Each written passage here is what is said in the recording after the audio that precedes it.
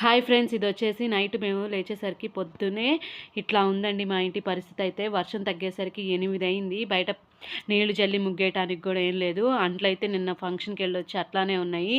బట్టలు 3 రోజుల నుంచి అస్సలు ఆరను కూడా ఆరట్లేదు. మన పరిస్థితే ఇట్లా ఉంటే విజయవాడోళ్ళు ఇంకా ఎంత బాధపడుతున్నారో అనమాట.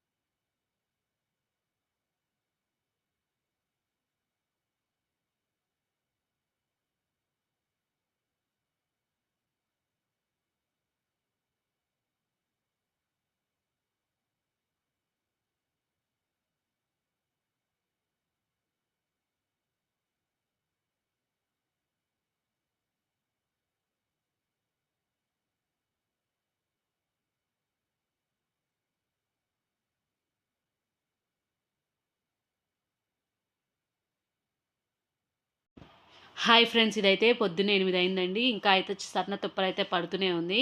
కాకపోతే ఇంటి ముందైతే ఎంత వర్షం వచ్చినా ఏమొచ్చినా ఒక చిన్న ముగ్గైనా వెయ్యాలి అంట. తెలుగింటోళ్ళు సాంప్రదాయం అండి ఇది. ఎంత వర్షం వచ్చినా నీట్‌గా ఉంది కదా రోడ్డు అని ఓడకుండా ఉండకూడదు, నీళ్లు చల్లకుండా ఉండకూడదు. అలా అని రొచ్చుగా చేస్తే ముగ్గేయటానికి ఉండదు. పైనైతే వర్షం అయితే వస్తది. అందుకని ఏదో ఒక చెగ్గుతోటి ఊరక 4 చుక్కలైతే శాస్త్రార్థంగా అలా చల్లేస్తే బావుండిద్దండి. మనమే ఇలానంతా ఇంత చీదరగా ఉంది అనుకుంటున్నాం కానీ మరి రైతులకి ఈ వర్షం ఉపయోగపడుతుంది అనుకుంటే మనకి మంచిదేనండి. నాట్లేసే వాళ్ళకైతే మంచిదంట.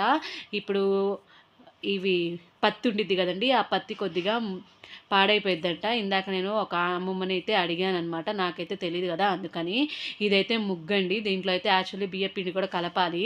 నాది పిట్లో అయితే బియ్యపిండి నిండుకుంది. అందుకని అచ్చము ముగ్గుతోనే వేయిస్తున్నానండి. బియ్యపిండి కూడా వేయించుకొని వస్తాను. ఇప్పుడు వర్షాలు కదండి, కరెంట్ అనేది అప్ అండ్ డౌన్ వస్తుంది. మిషన్ కూడా పాడైపోయిద్దని ఎవరు వేయమన్నారు. అందుకని ఇదంతా వేసేస్తున్నానండి. అంట్లు చూడండి అన్నీ. వీటికి తోడు పొద్దున్నే మాకు ఒక హనుమంతుడైతే వచ్చాడు, కోతండి. అది మొత్తం డస్ట్ మొత్తం వదిలిచ్చేసింది. ఇవన్నీ మాకైతే గూళ్ళు వర్షానికి తడిచి మనకి వెనక వైపు ఇల్లు లేదండి, పక్కన ఇల్లు లేదు. వర్షం ఈ 3 రోజులకి గోడలన్నీ బాగా నీరు వచ్చేసిందండి. చీదరగా ఉంది. వంటిల్లు అయితే అసలు చూడలేకపోతున్నాను. ఇంకా సరే అని వాళ్ళైతే కొద్దిగా క్లీన్ చేద్దామని వంటిల్లో ఉన్న సామాన్లు మొత్తము ఇప్పుడు తోమినయన్నీ కూడా హాల్లో అయితే గూట్లో అయితే సర్దేశానండి. వంటింట్లోది ఇప్పుడైతే సర్దను, ఎందుకంటే ఇప్పుడు సర్దినా మళ్ళీ చెమ్మ వచ్చేసి అన్నీ రాలిపోతాయండి. కొద్దిగా వానలు అనేది వెలిసిన తర్వాత ఒక 2 రోజులు డ్రై అయిన తర్వాత మొత్తం తీసేసి మళ్ళీ పేపర్ మార్చేసి పెడతాను. ఈలోపు మాత్రం అది మనం క్లీన్ చేసుకున్న గిన్నెలు అవన్నీ మాత్రము అక్కడైతే పెట్టనండి, హాల్లోనే పెట్టుకుంటాను. ఎందుకంటే నాకైతే అసలు వాసన మామూలుగా రావట్లేదు. అంటే వాసన అని కాదండి, మళ్ళీ ఆ గోడకున్న సిమెంట్ అదే సున్నం అవన్నీ కూడా కింద రాలున్నాయి కదా, మళ్ళీ మనం తోమి కడిగి పెట్టిన బోర్లు ఇచ్చినా అయ్యే గిన్నెలకు వస్తాయి. మళ్ళీ డబల్ చాకిరీ అనేది అయ్యిద్దండి. అందుకని ఇంకైతే స్టవ్ అయితే క్లీన్ చేసేసుకున్నాను. శుభ్రంగా క్లీన్ చేసేసుకొని ఒక్కరివే ఉన్నాయండి పాలు. చిన్న టీ గ్లాస్కి ఇప్పుడు మీకు చూపిస్తున్నాను కదా, అదే గ్లాస్కి ఉన్నాయి. మా వారికి పొద్దున్నే లెగవంగానే టీ కానీ కాఫీ కానీ పెట్టివ్వాలన్నమాట. తన వరకే ఉన్నాయి కాబట్టి తన వరకే ఈ కాఫీ అనేది తయారు చేసేసి ఇచ్చేస్తున్నాను. మీలో ఎంతమందికి ఉందండి ఈ చెడ్డ అలవాటు? కొద్దిగా ఎవరైనా మార్చుకోండి. నేను ఒక్కొక్క రోజు ఇవ్వకుండా అవాయిడ్ చేస్తూ ఉంటాను. దీనికి బదులు వేడి నీళ్ళు, గోరువెచ్చని నీళ్ళు, వాటరు తాగితే ఎంతో మంచిది కదా. కానీ వినరు కదండి కొంతమంది. మీ ఇంట్లో కూడా మీ హస్బెండ్స్ కూడా ఇట్లానే చేస్తారా? ఇలా చేస్తే మీరు ఎట్లా కట్టడి చేశారో నాకు కూడా కొద్దిగా మెసేజ్ పెట్టండి.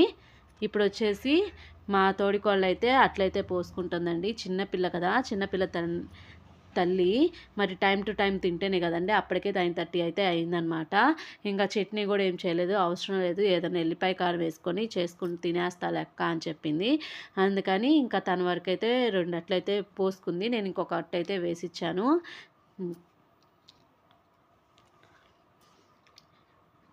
నా ఛానల్ నచ్చితే సబ్స్క్రైబ్ చేసుకోండి.